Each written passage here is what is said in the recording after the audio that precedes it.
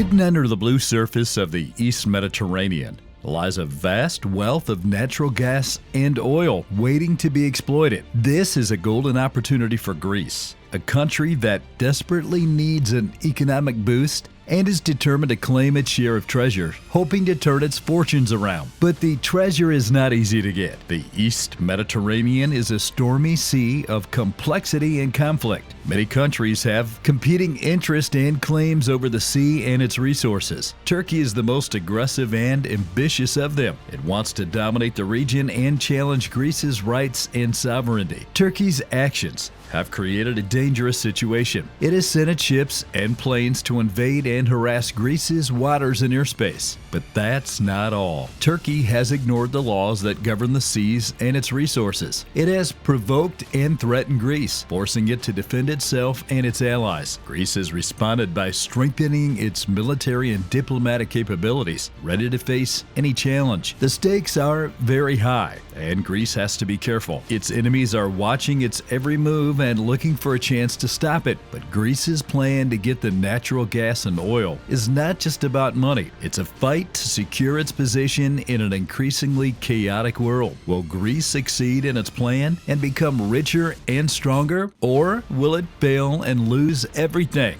This video will closely examine how Greece is tackling its enemies as part of a secret plan to make trillions in the coming years. So follow closely until the end to find out whether it's a winning or losing strategy.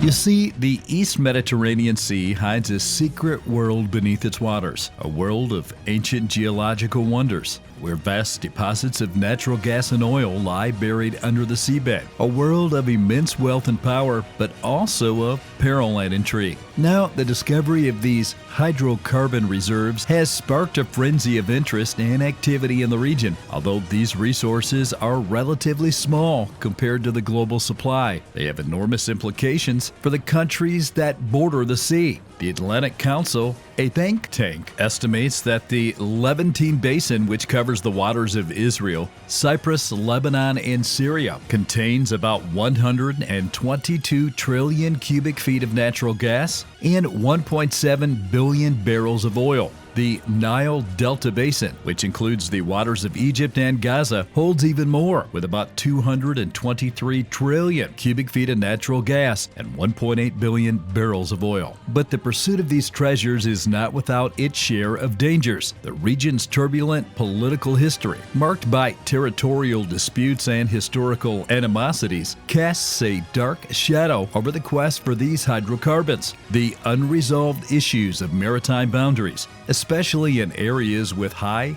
hydrocarbon potential, have become a source of friction and instability. But that's not all. Environmental concerns also pose a serious threat, as the extraction and transportation of hydrocarbons entail risks of pollution and environmental damage. The Mediterranean Sea, a biodiversity hotspot, is particularly vulnerable to the potential impact of these activities. The sea's unique features, such as its semi-enclosed nature, its high salinity, and its low water exchange rate, make it more susceptible to contamination and less resilient to recovery.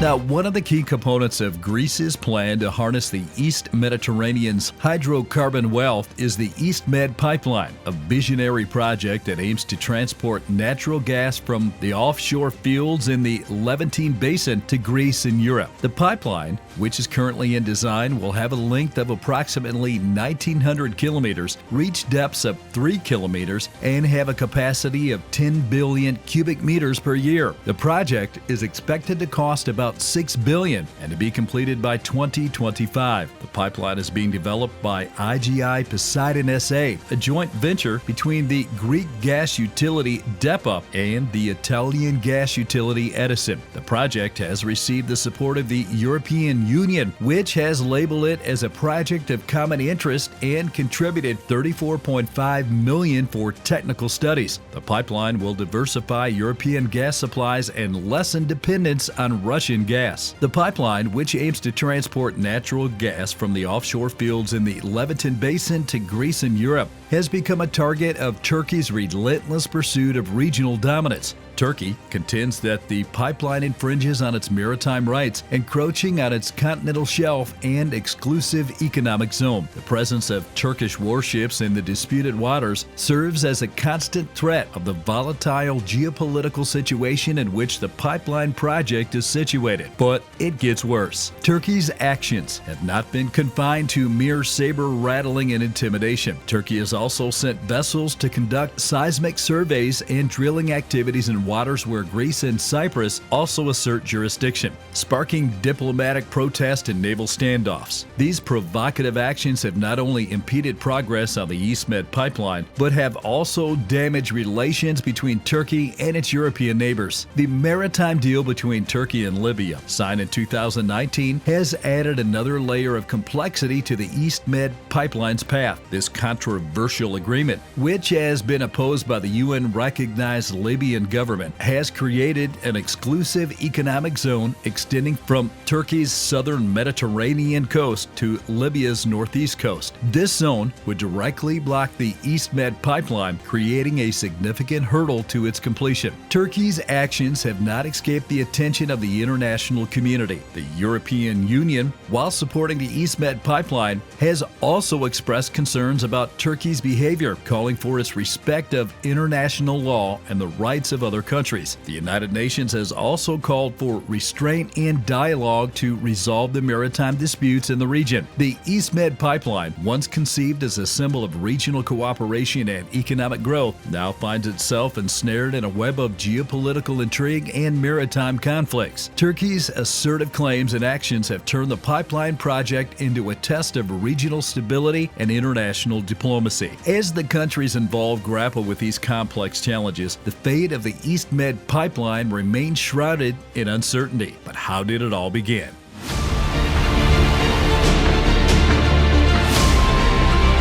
The years 2020 through 2022 marked a period of unprecedented tension between Greece and Turkey, as the rivalry between these two Mediterranean nations reached a boiling point over the contested waters of the East Mediterranean Sea and the elusive riches they held. Here's the thing: the spark that ignited the diplomatic firestorm was Turkey's decision to send its research vessel, the Oryx Race, to conduct exploratory drilling operations in waters close to the Greek islands of Castellarizo in July 2020. Greece, enraged by this incursion into its claimed economic zone, responded with a show of military force, conducting joint naval exercises with France, Italy, Cyprus, and the United Arab Emirates. The escalating tensions drew the attention of the European Union and the United States, who urged both sides to exercise restraint and engage in dialogue. Turkey, however, was not deterred by the international pressure. It redeployed the Oryx Race in October, further inflaming the volatile situation. Greece, undeterred, continued its naval maneuvers, sending a clear message that it would not tolerate any infringement of its sovereign rights. The international community watched with bated breath as the two nations teetered on the precipice of conflict. Amidst the escalating tensions, Greece and Egypt signed a maritime boundary agreement in August 2020, a strategic move designed to counter Turkey's controversial maritime deal with Libya. Turkey, incensed by this agreement, denounced it as null and void and accused Greece of undermining its interests. Despite international pressure, Turkey continued its unauthorized drilling activities in the East Mediterranean, prompting the EU to impose sanctions in December 2020. Turkey, unfazed by these measures, vowed to continue its energy exploration, demonstrating its unwavering resolve to assert its dominance in the region. But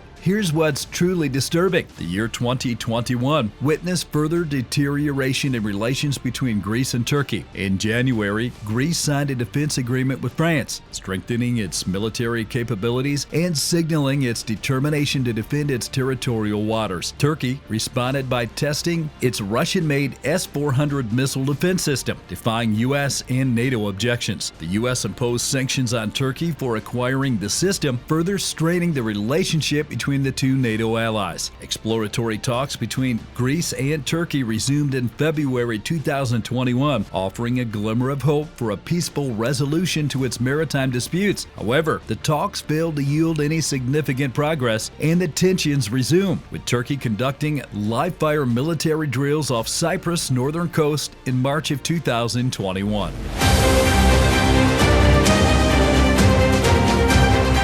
Now, in the face of Turkey's relentless pursuit of regional dominance and its aggressive maritime claims, Greece found itself compelled to embark on an unprecedented military buildup, transforming the Aegean Sea into a staging ground for an escalating arms race. Greece's defense budget, prior to the escalating tensions with Turkey, stood at a modest $4.5 billion, representing a mere 2.3% of its GDP. However, as Turkey's provocations intensified, Greece's defense spending soared to an incredible $7.4 billion per year, accounting for a remarkable 3.5% of its GDP. This surge in military expenditure propelled Greece to the top of the NATO leaderboard, surpassing even the United States in terms of defense spending as a percentage of GDP. The unprecedented increase in defense spending marked a significant departure from Greece's traditional approach to military procurement. For nearly 2 decades, Greece had kept its defense budget relatively low, focusing on economic recovery and debt reduction. However, Turkey's actions forced Greece to reprioritize its national security, recognizing the need to strengthen its deterrent capabilities and counter Turkey's military might. The focus of Greece's military buildup shifted towards acquiring advanced weaponry and modernizing its aging defense systems. The procurement of French Rafale fighter jets, multi-role Belhara frigates, and state-of-the-art Navy helicopters represented a significant leap forward in Greece's military capabilities. These acquisitions were not merely a response to Turkey's provocations, they also reflected Greece's long-term strategy to assert its dominance in the eastern Mediterranean and safeguard its maritime interests. Greece's military buildup sent a clear message to Turkey. It would not be cowered by threats or intimidation. The Aegean Sea, once a symbol of peace and cooperation, transformed into a volatile battleground,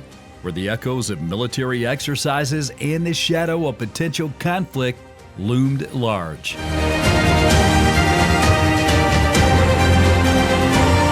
If you think that's worrying, listen to this next part. As the East Mediterranean Sea became a cauldron of escalating tensions, Greece sought to bolster its defenses by forging strategic partnerships with key allies, creating a web of military cooperation designed to deter aggression and safeguard its national interest. At the forefront of these alliances stood France, a steadfast European partner with a long history of military cooperation with Greece. In January 2021, Greece and France signed a groundbreaking defense agreement, the first of its kind between the two nations. This comprehensive pact encompassed a wide spectrum of collaboration, including joint exercises, training programs, intelligence sharing, operational support, and armaments cooperation. The agreement's centerpiece, a mutual defense clause, underscored the unwavering commitment of both countries to each other's security. This clause stipulated that either nation, upon facing an armed aggression against its territory, would receive immediate assistance from its partner, with all appropriate means deemed necessary. This unwavering commitment served as a powerful deterrent to any potential aggressors, demonstrating the strength and resolve of the Franco-Greek alliance. Beyond its alliance with France, Greece also nurtured a burgeoning defense partnership with Israel, a fellow Mediterranean nation with shared security concerns. The two countries, drawn together by shared interest in regional stability, had witnessed a deepening of their defense ties in recent years, particularly following the deterioration of Turkey's relations with Israel in the aftermath of the 2010 Gaza flotilla raid. Joint exercises involving air, naval, and ground forces became a hallmark of the Israeli-Greek defense cooperation, fostering interoperability and enhancing their collective capabilities. Agreements on defense procurement, research and development, and industrial cooperation further cemented the relationship, ensuring a seamless exchange of expertise and technology. technology. Now in a landmark move, Israel, Greece, and Cyprus trilaterally agreed to establish the East Mediterranean Gas Forum in February 2021. This regional emergency force was envisioned as a rapid response unit capable of addressing natural disasters, humanitarian crisis, and security threats in the East Mediterranean. The EMGF also aimed to foster broader cooperation in energy, tourism, environment, and health sectors, promoting regional stability and prosperity. But at whose expense?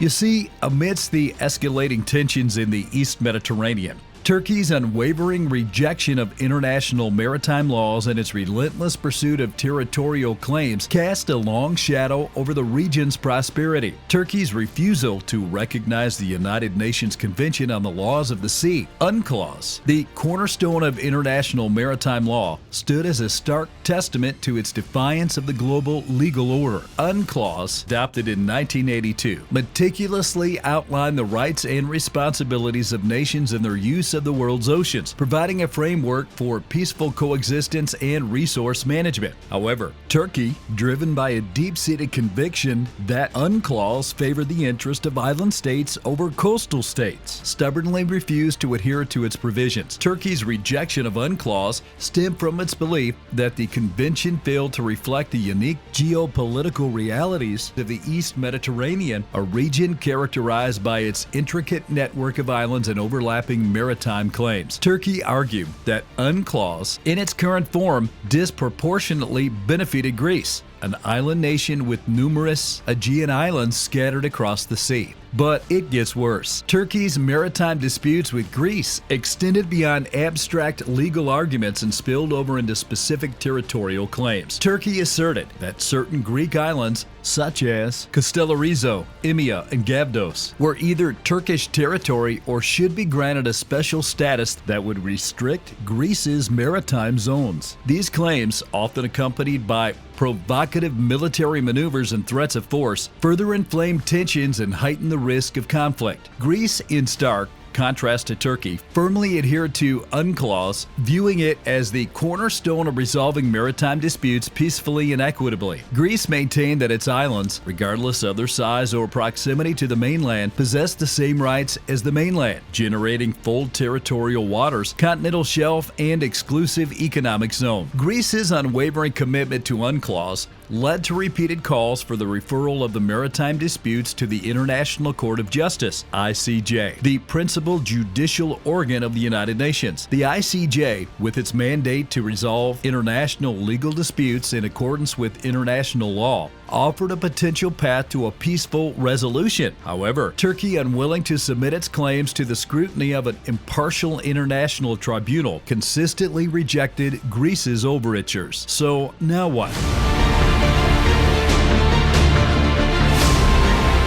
The East Mediterranean Sea, a region of immense energy potential and strategic importance, has become a hotbed of geopolitical rivalry and conflict. Greece's plan to harness the region's hydrocarbon resources faces obstacles from Turkey, which pursues its own interest and defies international law. Turkey's maritime claims and violations of Greece's territorial waters have created a risk of conflict. Greece has boosted its defense capabilities and alliances to deter Turkish aggression. The East Med Pipeline, a project that promises energy and economic benefits for Greece, Cyprus, and other European nations, faces uncertainty as Turkey blocks its path and refuses to engage in dialogue. The pipeline's future is unclear as tensions escalate in the region. The East Mediterranean's future and the fate of its energy resources depend on the ability of the parties involved to find a peaceful and mutually beneficial solution, one that respects international law, embraces dialogue, and prioritizes regional cooperation over unilateral ambitions. Thank you for joining us in exploring Greece's determined pursuit of economic growth amidst challenges in the East Mediterranean. We hope you found this insight informative. Stay tuned for more updates. Consider leaving a thumbs up and subscribe to the channel, and see you in the next video.